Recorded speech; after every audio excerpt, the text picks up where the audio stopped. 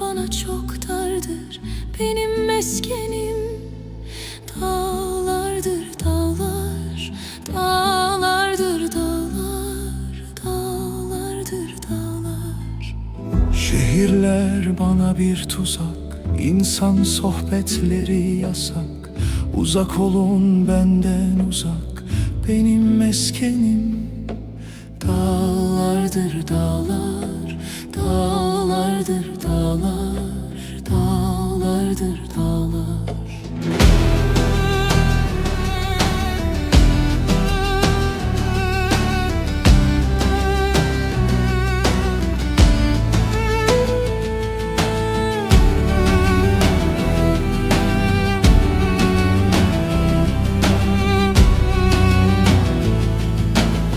Kalbime benzer taşları, heybetli öter kuşları. Göğe yakındır başları, benim meskenim. Dağlardır dağlar, dağlardır dağlar, dağlardır dağlar.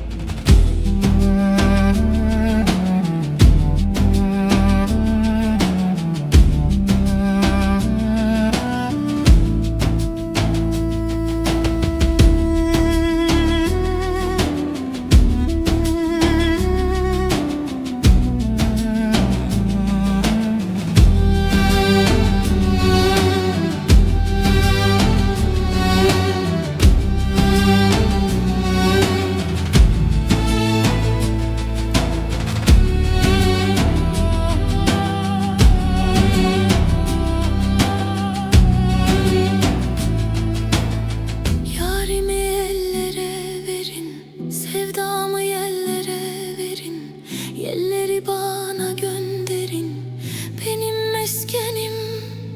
Dağlardır dağlar, dağlardır dağlar, dağlardır dağlar.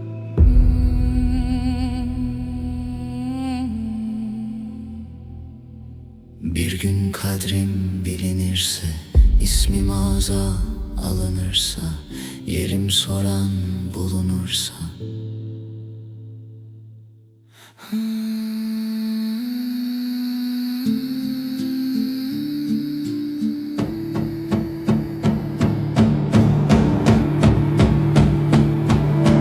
Benim meskenim.